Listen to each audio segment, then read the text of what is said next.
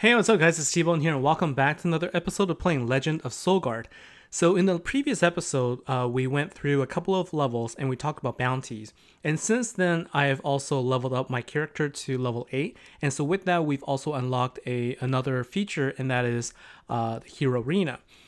So what I want to do in today's episode is go through the Hero Arena, which is basically like PvP, and show how that works. And also, we're going to talk about the Scorchers event that's happening this week. It's a lot of fun, and actually there's a lot of really good rewards. I'm going to talk about the rewards that you can get for these. I actually got one of the two rewards already, so we will definitely be showing that. And then in the upcoming episodes, what we'll do is we'll actually go through the campaigns. I think what I'll focus on is the mini bosses in each of the different campaigns. I am on the second one now. I'm almost done with that. And so in the next episode, we're going to go and finish all the mini bosses in the first campaign for Midgard. So first, let's go and take a look at the Scorchers event. So this is a event that lasts about a week, and there's 4 more days remaining in this event. And you can basically win these 2 different creatures, Cinder Wyrm and Flame Wyrm. And so if you go to the event here, there are different levels that you can go through, and it's a pretty simple concept. So if you go in here, I think your keys or whatever these tokens, they take about 8 hours to refresh, and if you start fresh, you can have 3 attempts. And so here you can choose the creatures that you can bring in to fight, and I'm actually going to use a Cinder Wyrm, which I already was able to obtain through playing this event. And so what we're going to do is we're going to actually select our creatures here. And I'll talk about why I picked these also. So Elfling has a pretty cool ability where every time you combine them, he will he'll throw a button, and this button will actually stun the enemies so that you can get additional time before you get attacked. So that gives you some additional advantage there. And so the way to play this, so actually the way to play this, what you want to do is you want to bring your strongest hero. And so I think, what I had done was I had brought in the Elfling here, and I probably could have actually kept my Cackle Hoof, but that's okay. So what I'm going to do here is the goal is to attack these trees near the end with as much damage dealing hero as you can. And basically what you're going to do then is you can see the numbers there: 2, 14, 50, 4, 20, 60. As your creatures deal damage to the trees, then you'll get opportunities to earn more of those tokens. And so if you can deal high enough damage to reach that level, then there are these jars that will drop for you then to collect. And so you can see what I mean with that. So I'm going to go ahead and just combine as many of these as I can.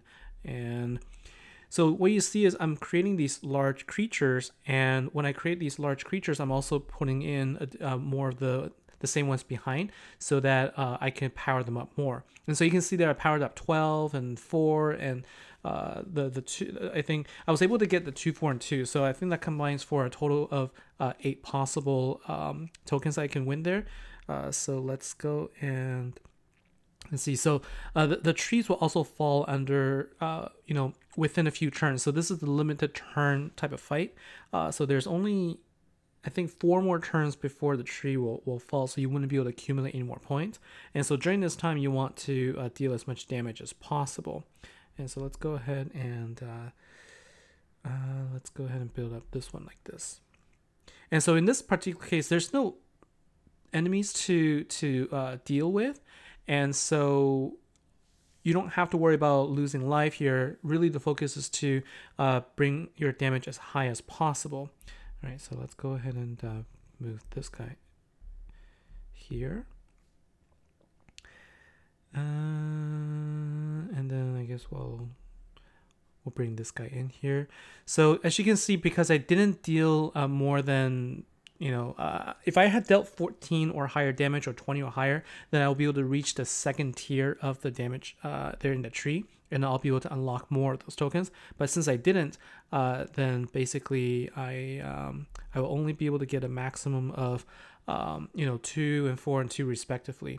And so now the goal, once they drop, you see there's these these big sort of big rocks with a little flame symbols on them. the goal is to break them because that's where you're going to actually collect the things that you need. Okay, so let's go ahead and create a big creature here. And so the Cinder Wyrm, when you create them, it actually creates this column of fire that will actually deal damage to everything in its path. It's really devastating and really awesome to see. So I really, really like that unit. All right, let's go and see if we can deal more damage to the tree there. I think I only dealt one there. So I think we have one more turn. So at the end of this turn, the trees will, you can see that the tree has crumbled. So now we have 4 more turns remaining to deal as much damage as we could to the remaining rocks. So let's go ahead and do that. So let's see here. So then it's important to then move all of your creatures in the correct column so that you can actually deal enough damage. Once it reaches turn 1, whatever you don't claim, you will not get them anymore. So that's something to keep in mind there. Let's see, maybe I'll do this. And then I'll move another Cinder Wyrm over there. Okay. And then what I need to do is move. Okay, yeah, I can do this. So I can basically create a creature here and then boost my Night, what's her name again? Nightcast's ability. And so I think as soon as I delete, so as soon as I basically destroy all the rocks that are available, the event is over. So there's no timer. It's just, turn-based. And let's see how many of those we actually earn. So we earn 9 of those tokens. And in addition, we earn some more of the gems for our creatures. So that's pretty nice. And so you can see that I was able to earn 9 of those tokens. And if you look into the shop, this is where you can then redeem the tokens for the worms. So I was able to collect 60 and I got the Cinder Wyrm, and then Flame Wyrm will cost another 60. So once I earn 60, I currently have 9. Once I have 60, then I'll be able to earn that again. So with 4 days remaining, that's not going to be a problem. So that's the Scorcher event. It's a lot of fun, and it's it's pretty laid back. So it's only basically 3 keys, but it takes 8 hours to reset. So there is some cooldown there. Now let's go ahead and look at the hero arena. So this is, like I said, this is basically like PvP, and the way this works is you're going to be matched up against other players and their teams. You're not actually playing live. You're just playing against their team, against AI. You're playing in this arena, and there's a concept of like the trophies that you can win, that you get if you win, and then there's also potential to lose depending on the ranking. So if you're going up against somebody who's a very high rank, then you're going to get a lot of trophies or points, and then if you lose against them, you actually lose very little. So I've actually gone up against some really high level players, and I've only had and the worst I could do is lose one point. So that was a really good deal. So here you usually get 2 choices, and they will actually tell you what the best duel is. So let's go ahead and try against this one. And I'm gonna keep this team. I'm going to use the Elfling, like I said, so that I can actually stun the units and give me a little bit of advantage. And so here, I'm not actually playing with anyone live. I'm just, like I said, I'm actually going to be playing against the AI here. But the AI is pretty good. So ideally, if I had the Cinder Wyrm in the placement where I could combine them, that's what I would like to do. But since I can't, I have a couple options here. What I'm going to do is I'm going to set up for the next time. So I'm going to actually go ahead and combine the Elfling first. And you can see that he throws a little button, it'll deal 1 damage. And if it's a combined hero creature, it'll actually get stunned. But if it's just a regular creature, then it'll just die. All right, so let's see. So right now, I'm going to go ahead and create a big creature here first. And so with the Nightcast, what she'll do is she'll create these, flames on the first 2 tiles there, and it deals damage over time. So in PvP or in Hero Arena, that's what you can, that's what you'll see. And so what I'm going to do now is I'm going to go ahead and combine. I would like to be able to combine my Cinder Wyrm, except they were taken out by the Elfling. So there are different creatures that have different turns. So some creatures actually will take more than one turn when you combine them, and some they attack immediately at the end of your turn. And so knowing how fast they attack is also going to be key for you know, being able to win you know, your matches easier. So I'm not getting really good combinations here, but there you go. So with the Cinder Wyrm, it's also boosted for this particular event, so its damage has been increased, which is really good. And so what you see here is when you combine the Cinder Wyrm, you're dealing additional damage to anybody that's standing in that column over time. All right, so how do we want to do this? So I think, okay, let's go ahead and remove this first. And then I'm going to... Okay. All right, I'm going to move this here and basically prepare for the next turn. So right now, Grim Chop is going to probably take out the column here.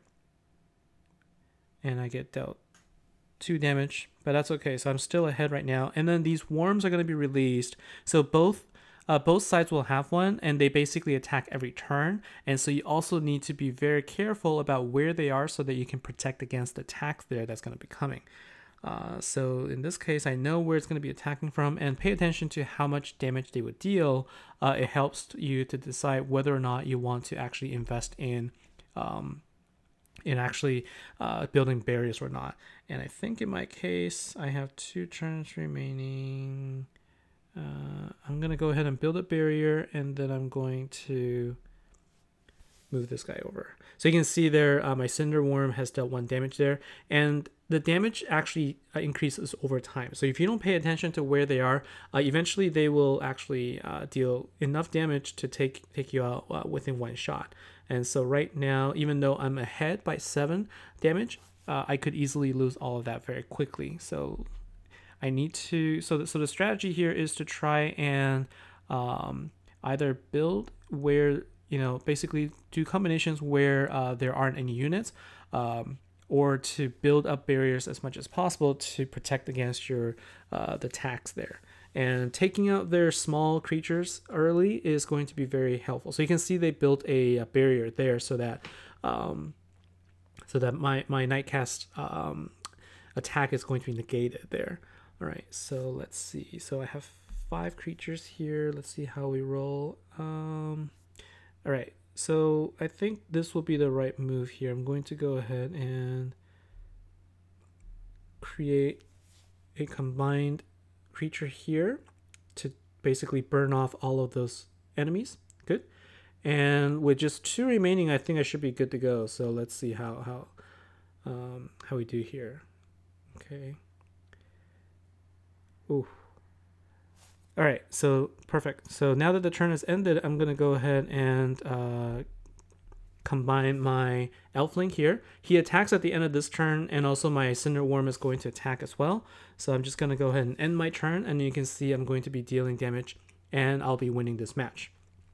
And so by winning this match, I'm earning, I believe, 78. So I win 78 trophies, and I go up in my total position. So I'm right now ranked 2,297, basically for everyone that's playing this game. And I win a chest. So let's go and take a look at this rare chest and see what we get. So, you know, basically as you go through the Hero Arena fights, every time you earn up to a certain number of trophy count or point count, you get these chests, and you get rewards like gems and actual diamonds and everything. So it's really rewarding. And right now I'm just a little bit away from getting the big chest, not big chest, but a small Hero Arena chest with a chance for a legendary creature. And so what's also really nice is when you look at it, the attempts remaining, the cooldown is very, very short.